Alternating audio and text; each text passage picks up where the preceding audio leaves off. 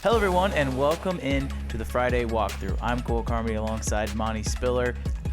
It's game week. Not only is it game week, it's Mizzou week. There's been a lot of stuff that's gone on K-State Twitter. There's lots of things that's gone on in Columbia with Eli Drinkwitz, but game week is finally here, and game day is right around the corner. It is. Last week I was excited because it was week one in college football. Nothing against South Dakota, but they're not Missouri, And one of those things about the K-State Missouri rivalry, Big 8, Big 12, now Big 12 SEC, Kansas, Missouri borders each other, and there's a genuine hate for the Missouri Tigers. So yeah, I'm excited. It's going to be a fun time. We're going to guide you through here on the Friday walkthrough. We'll talk a little bit about the South Dakota game. Then we'll get into what the rivalry means. Monty was a player here at K-State, played Missouri quite a few times. He said, we were talking before the show, I don't think you lost to him, did you? I was fortunate to never lose to Missouri. Well, you know what? There's guys on this roster that hopefully are going to not lose to Missouri. So we'll talk about that. Then in the second half of the show, we'll get into kind of the matchups, kind of how K-State might go after and attack this Missouri team. But before we go any further, I want to mention we are sponsored by the Part-Time Beverage Company. The first half is sponsored by Club Special. The second half will be sponsored by Cape Cod. Make sure you're getting in and trying both Cape Cod and Club Special. Also, make sure you're subscribing to the GoPowerCat.com YouTube channel. We're quickly growing. Make sure you do that and subscribe to the website as well. Now, let's get into this game with K-State South Dakota. First play of the game. I mean, you can't ask to start a game any better than that. Malik Knowles, 75 yards to the house. It was electric, and to see that happen on the first play, I think it just set the tone for the rest of the game. It was. I was fortunate enough to be down on the sideline, warm-ups, and hanging out with some of my old buddies, guys I played with. Guys came before me, guys came after me, and so right before kickoff, they lead all the former players to their seats, and we were walking in the south end zone, and they kick off, we get the ball, and the first play of the game, before we even get in the stands, they hand it off, jet sweep to Malik, and all of a sudden he's out the gate. And I don't think people understand the feeling of hearing the crowd roar at that level. It was amazing. It was amazing. And K-State, started off right. Were they expecting to score?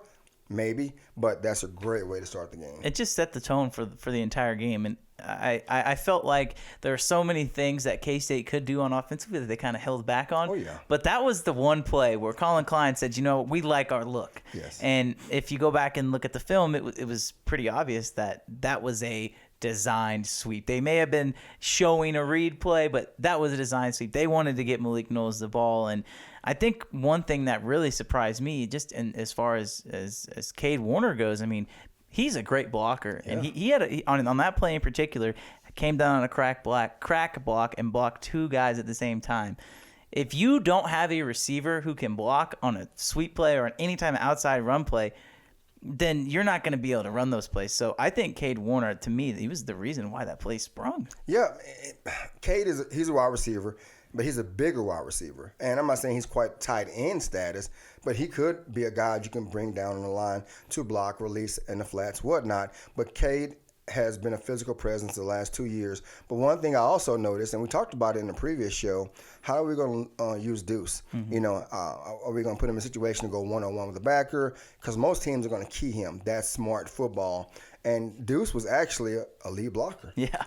And I'm thinking to myself, and he threw a good block to spring Malik, but that's just kind of how Colin came out. And he didn't show his hand the whole game, but that first play was like, all right, give us your best shot. This is what we got.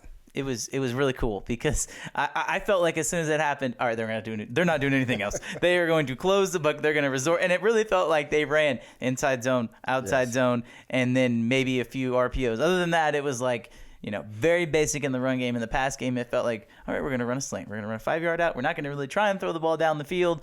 And Joe Kleinerman or Colin Klein, I should say, in particular, came out and said, oh, well, they were did some things we didn't expect them to do, so we just took what was there. And I'm like, okay, sure, but you can't convince me that South Dakota did things that K-State wasn't expecting.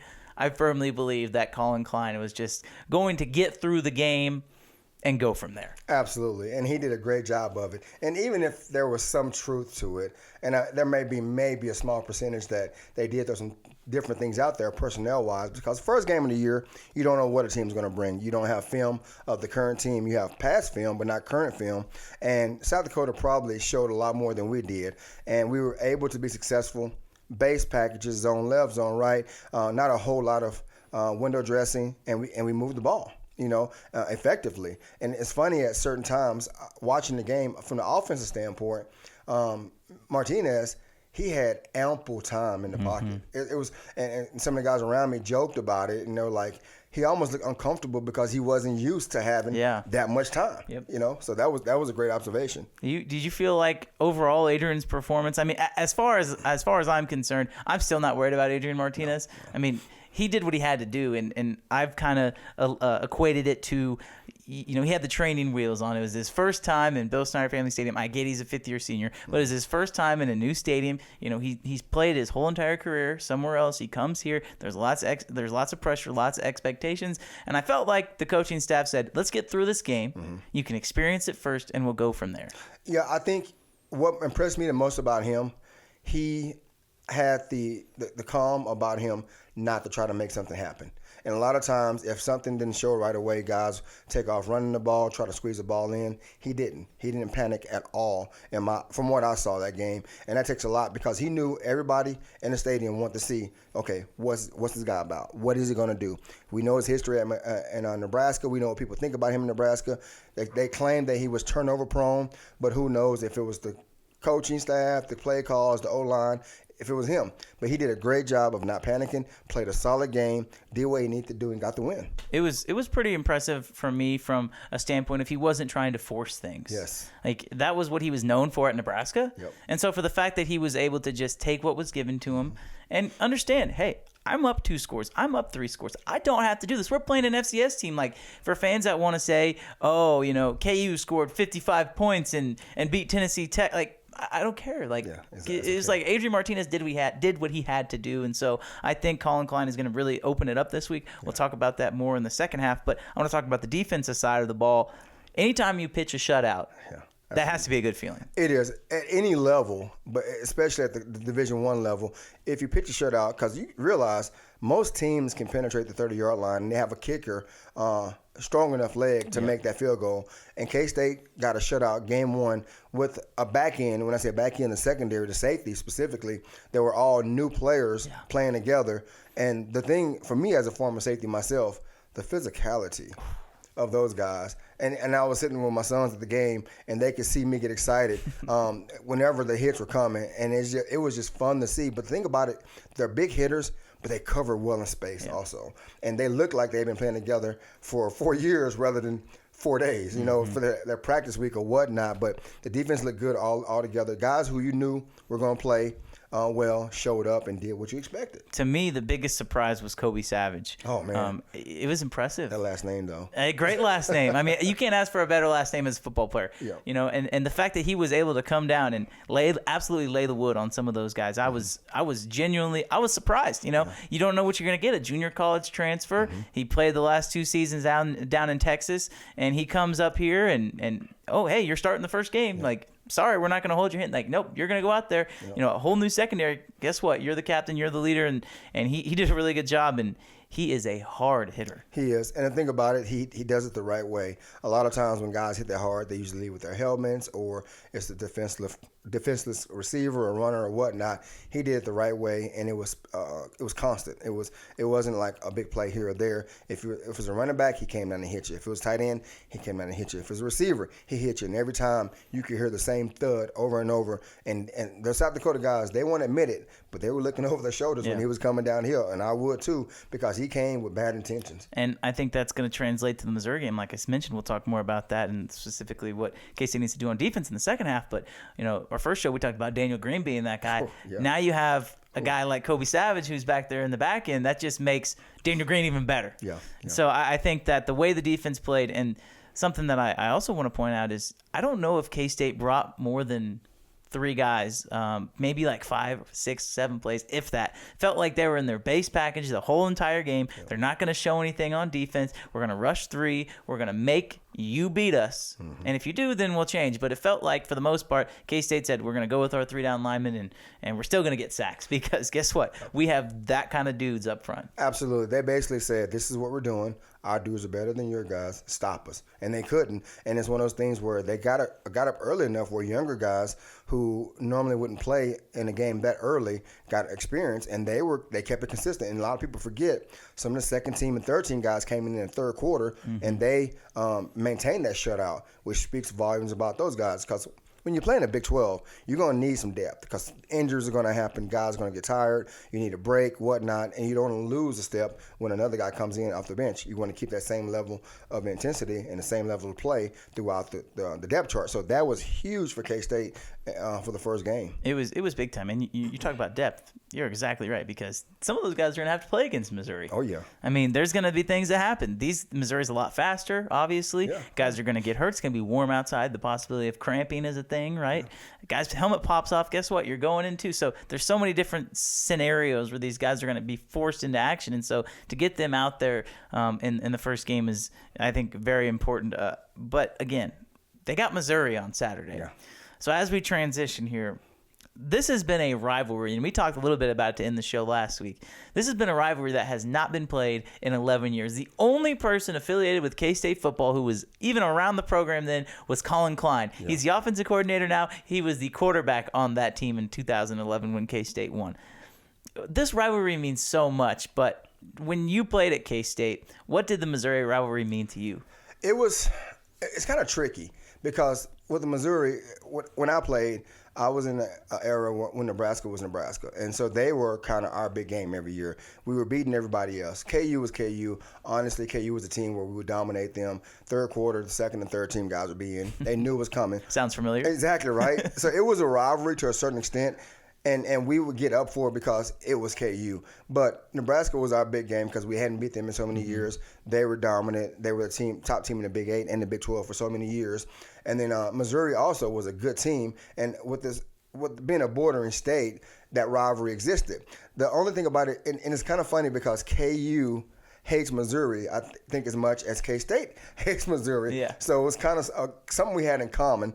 And so whenever we would play, I had mutual friends at KU. They would even say, you know what, we hate K-State, but we want you guys to beat beat Missouri this week and basically dominate them. So that kind of added fuel to our fire as well because we understood the significance of that. And Missouri, I don't know, it's kind of hard to explain because I would always question the state. The way you spell it is with two S's. Why two Z's? I'm like, are you that M-I-Z, arrogant? yeah. I'm like, are you that arrogant?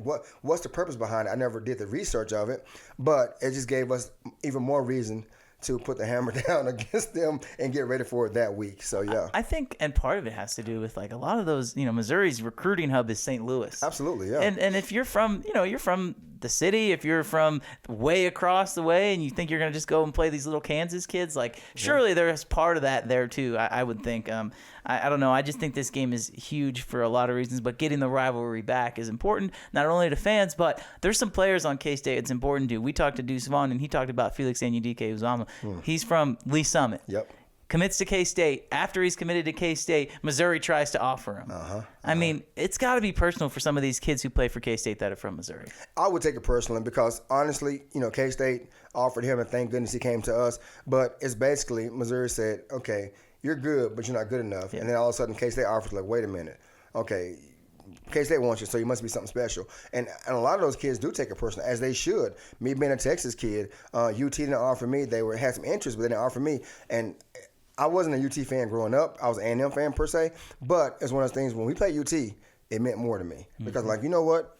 I wasn't good enough. All right, watch this. And so it's one of those things where those kids from Missouri and the bordering state area will take it personal. And also, too, for the kids now and the fans now, I think it's more of a Big 12 versus an SEC than it is a K-State versus a Missouri. Right. Because Missouri jumped ship when all the other teams did, and they basically felt like they were better because they instantly went to at the time, a dominant football conference. And people forget, though, for a while there, the Big 12 was a dominant football conference, and Missouri was a mid-level team. And so they chose to go to SEC, and all of a sudden, because you go from a mid-level team in the Big 12 to the SEC, you're better than us? Man, get out of here with that. It's going to be fascinating because I think for that exact reason, there's going to be some hostility on Saturday. Oh, yeah. I'm looking forward to it. I know you are as well. We'll talk about the game when we come back in the second half. We're sponsored by the Part-Time Beverage Company. You're listening to the Friday Walkthrough. Hello, everyone, and welcome back to the Friday Walkthrough. I'm Cole Carmody alongside Monte Spiller as we get you set for the second half here of the show. We're going to talk K-State, Missouri, the actual game. Yeah. We talked about the rivalry. We talked a little bit about K-State, South Dakota. We're going to talk about the game now. But before we do, I want to say we're sponsored by the Part-Time Beverage Company. The second half is sponsored by Cape Cod. So let's start talking about this game because there's lots of things that intrigue me. I think, to me, the biggest storyline, we talked a little bit about the offense. Will there be deep shots with K-State? Because Missouri, one thing they showed last week against Louisiana Tech, they blitzed a ton. Yep. Anytime it was third down, they were bringing guys. They brought 6 guys, 7 guys at one point. It was fascinating to me to watch that film and look. When Missouri blitzes, K-State has to take that opportunity and throw the ball down the field, don't they? Absolutely. And Missouri will blitz as much as they did against La Tech. No, they won't. And because we have a guy named Deuce Vaughn in the backfield, number 22. He's the equalizer. And keep in mind, too, K-State's offensive line is a lot better than Louisiana Tech's offensive line. And Missouri knows that. They're going to take their shots when they feel like it's calculated, but they have to keep in mind, too, if we blitz and number 22 is in the game, there's a liability that he can be one-on-one with a linebacker or a safety, and if that's the case, he's going to house it. So Missouri has to be very smart about when they blitz and how often they blitz, but they're going to have to blitz because their secondary can't hold up against our receivers one-on-one without any type of pressure. And I think they gave up over 300 yards passing against Louisiana Tech. So exactly. There's your that's what you're looking at, right? And so they played a lot of one high safety against Louisiana Tech. I don't know that you can do that against K-State simply because they do have playmakers. And if you gave up 330-something yards passing to Louisiana Tech playing one high safety, there seems to be a little bit of a, really, do we really want to do that? We gave up this much points, this many yards to Louisiana Tech. Do we want to try and do that against a quarterback who has shown he can throw the ball and has a great, strong arm? But you talk about Deuce Vaughn.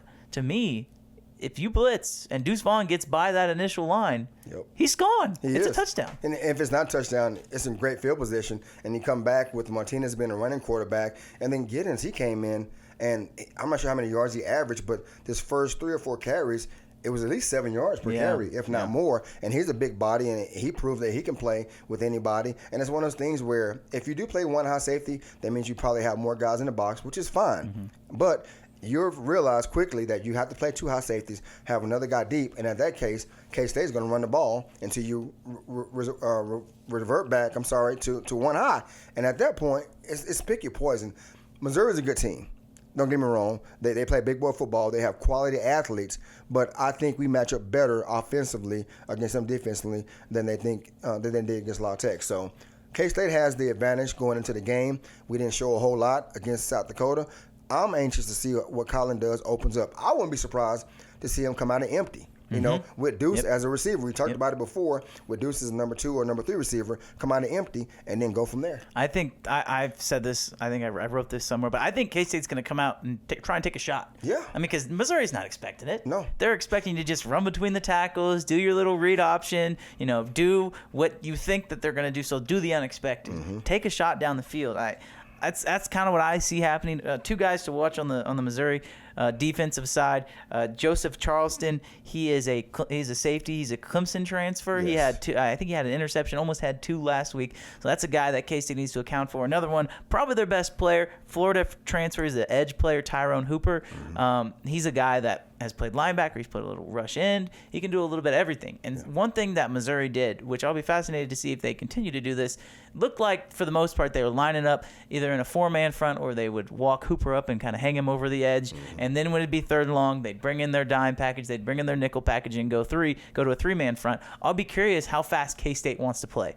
Because if you play fast, you don't give them time to substitute. Exactly. And so what is Missouri going to do? Are they going to stick with we're going to play our 4-man, we're going to have our walk-up edge, or we're just going to say, that's fine, we're going to go to the 3-man front? Because the problem is, I think if you're Missouri, if you go to that 3-man front and Hooper is such a good pass rusher, are you either you're gonna give up size and have him play defensive end, or you're gonna have him kind of drop back, kind of like Khalid Duke we've seen K-State do. So I think if you're Colin Klein, you have to make Missouri make a decision. That's why tempo is so important. I think K-State will be prepared. I think Colin, being a former quarterback himself and a great player and a great coordinator, in my opinion, I think he will have a screen game involved, and he understands what's going on. And basically, Martinez is a smart kid. It's not like he's a freshman quarterback. He'll be able to make adjustments, make checkoffs, and change the play, audible out of whatever they may have, and say, okay, this kid is over here. We're going to audible to this. And the difference between that is with La Tech and K-State's game against Missouri,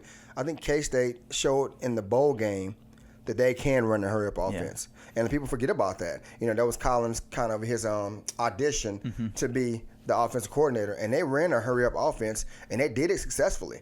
So I know he has the capability to do it, and I'm pretty sure they've practiced it. So if that's the case, watch out. We saw a little bit of tempo against South Dakota, not much. Yeah. I do think, if I recall correctly, the touchdown that Deuce Vaughn had just after Adrian Martinez rushed for a first down. Right. They come up to the line, and I don't know if it was necessarily no huddle, but it was definitely tempo, and he breaks it and scores a touchdown. So I think we're going to see more tempo. I really do, and I know they've been practicing. We had a chance to talk to Deuce Vaughn, and he goes, to me, that's the hardest part about this offense that I've been trying to adjust to is, trying to get my conditioning in shape because – I mean, let's face it, when you're used to going into a huddle for 2.5 years of your career, being able to get in shape, it doesn't happen overnight. And so I'll be curious to see what they do. But as far as schematically, I think if you're K-State, you obviously have to lean on Deuce Vaughn in this game. I mean, I know Louisiana Tech didn't rush for more than 20 yards against Mizzou, but make them prove that they can stop the run, right? I think that's what you have to do because when you have 22 back there,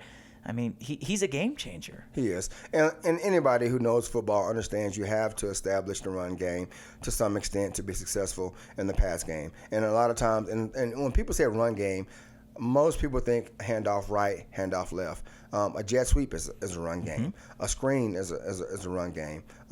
Even Martinez, with a naked boot, he has option to throw it or run it. That's the run game. But you have to establish something to get the pass game going because you have to make the linebackers commit. Because if you're dropping back every play, they're not going to honor the run and are dropping back underneath windows, and it makes it hard to get the passing game going. If you slice them up enough, 7 yards here, 8 yards here, they have to check the run first, and then it's when you get stuff behind them over the top. Play action pass. And I think K-State and RPO as well. Yep. I think K-State has opportunity to do that, and will be successful doing it. It's going to be fun to see because we still really don't know what Colin's going to do. I mean, we have an idea of what you think they might try and do, but the fact that he played his cards so close to his vest, he's going to say, all right, here's what we got. There's no use to hold anything back now, so it'll be fascinating to see. Going over to the other side of the ball, I think this might be the matchup where there's maybe not as many question marks, right, with the K-State defense and with the Missouri offense, but I think this might be where the game is won, right? If K-State continues to play well on defense, then they're going to have a chance, right? Defense always shows up. You know that but just as well as anybody. Yep. If the defense comes to play, you're going to have a chance to win every single game. But there is some guys on Missouri's offense that K-State needs to be aware of. And the first one is Luther Burden, the true freshman wide receiver. I found this interesting. When they played La Tech, they lined him up in the Wildcat twice. Now, maybe this is just me as someone who's coming from the Colin Klein school of thinking, but why on earth would you show that against Louisiana Tech if the game is not in question? Unless they were just trying to give him some confidence. I found that odd. Yeah, I think you're right on both accounts. They did it to get him some experience, to get the tempo of the game, not really to get physically involved, but understanding what it's like to be in the middle of a pressure situation, but also to put something on film for later in the year because they understand when they get into their SEC schedule, they want to make defensive coordinators prepare for anything. And if they take more time to prepare for that, they can focus on more of their base package. And it puts them in situations where you have to prepare for it and understand, you know what, if he gets back there, we have to be leery of it. And who's to say they don't put something on film now and bring something back totally opposite, use him as a decoy with that formation. So it's good football if you really think about it. I don't know if I want the risk the chance of him getting injured in the Wildcat position, especially to being the star that he is. But I understand the reasoning behind it. Mm-hmm. It was interesting to me. We'll be, and you bring that up. I'll be curious. Maybe they don't even run that on Saturday, right? Maybe that was just something they did. They only ran it twice. It was like, okay, here you go, and we'll make you prepare for it. So it'll be fascinating. Another receiver that K-State fans need to keep their eye on is Dominic Lovett. He led the team in receiving yards. This is interesting to me because he worked in the slot, and K-State's cornerbacks, two very good cornerbacks in Echo Boydo, Julius Prince, but they're both outside cornerbacks. If you're Joe Klanderman, do you say we're just going to have Echo Boydo or Julius Prince, probably Echo Boydo, I would imagine they would have Julius Prince on burden, but do you just say we're just going to follow him? Like, Lovett is their guy. We're going to put our best cornerback on their best receiver. Doesn't matter if he lines up in the slot. Doesn't matter if he lines up outside. I'll be fascinated to see that because there is a difference between playing in the slot as a cornerback and playing on the edge, but it'll be interesting to see what they decide to do. Normally, if it was a four-man front, I would say yes. But with K-State, and Missouri's running game doesn't scare me, and their strength is a pass. So with K-State running a 3-3-5, it puts them in a position not to have the corners travel. And so you do have the slots. That means you have the overhangs, which is Sam backers, wheel backers, and you have the safeties also who can drop down to the middle of the field or even outside. They reroute those guys. So I will be shocked if those guys on the outside got clean releases, or even in the slot. And I think K-State is going to get physical with them off the line of scrimmage. Our D-line can put pressure on anybody by themselves, so that helps us out. And by the time they do release, the pressure's on the quarterback. He's not going to be comfortable in the pocket. And that's the thing about it. I think K-State get physical with them off the line of scrimmage, allow our guys to be on top of them, and then just go play football. I mean, the defense was incredibly physical against South Dakota. Yeah. That's the first thing that stood out to me. You mentioned the quarterback. Brady Cook comes back from Missouri. Played a little bit last season, really started in the bowl game. That's when he kind of started to take off. But talking to Joe Klanderman, I felt like he said, we're going to make sure we stop the run. He said, we're going to stop the run. We're going to really stop the run. And I think at the end of the press conference, he said, that's the key to the game. And I love Joe Klanderman. I do. But I'm calling his bluff on this one. They want to stop the run because they don't think Brady Cook can beat them. That's, to me, as someone who's played, I'm curious to hear your thoughts. To me, that's him saying, we don't think the quarterback can beat us, but we're going to make him. If we're not going to get beat by the run game. Absolutely. And that's a great way to think because you have to ask yourself, where are their stars, the receivers? So we don't want to put them in a situation to beat us. So, we're going to take away the run and make the quarterback be the guy. Not saying he's a bad player, but he's not the star. Right. And put the pressure on him. If he makes the throws to the receivers and beats us, kudos to you. You earned it. But we're not going to give it to you. And we're going to be physical and make you guys beat us, not the run game. Because you get pressure, if you get pressure and you stop the run, it automatically translates to the pass, right? Yeah. If you're constantly in the backfield, the quarterback knows that. He knows, oh, crap, we're only getting 2 yards every run. Now I got to pass, and they're still coming. Like, there's a trickle down there. And so I don't think Brady Cook, honestly, it will beat K-State. I really don't. I hope I'm right. But yeah, me too. He's not the type of player that who's going to jump out at you. No. Right? He's the type of guy who can check down, who can maybe run a little bit. But I like the idea of we're going to stop the run. The receivers are really good, but if you don't have a quarterback who can get it to him, it doesn't matter. It doesn't matter. You're correct. Yeah. So it'll be interesting. And as far as the running backs go, and maybe this is there's no Deuce. It's hard to compare to Deuce Vaughn, but you look at their running back core.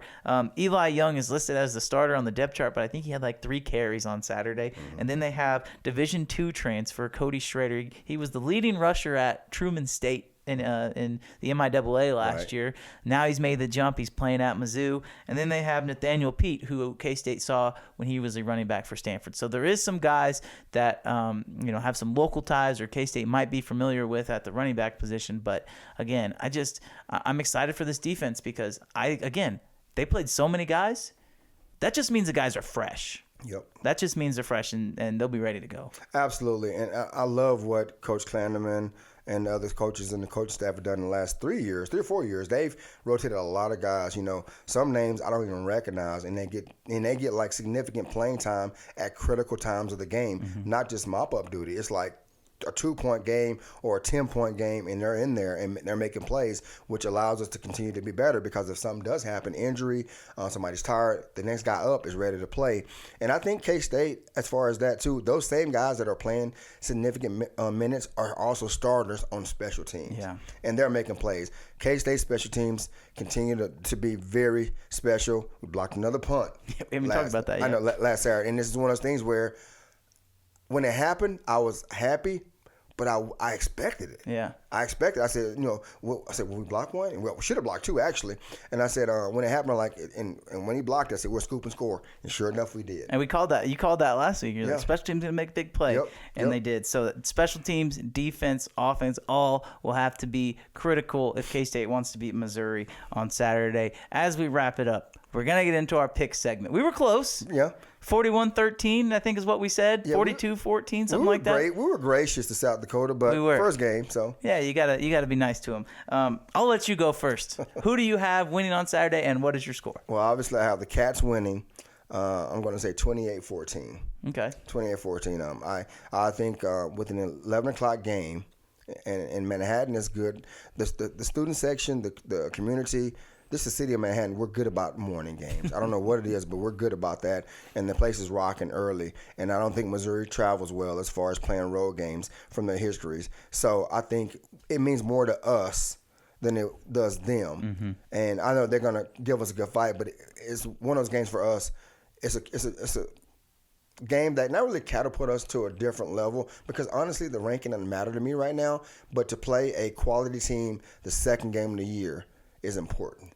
And I think we'll come out ahead 28-14. The SEC's motto is, it just means more? Well, guess what? I think it just means more to K-State on Saturday. I'm with you. I think K-State, you stole my, I wasn't going to say 28-14.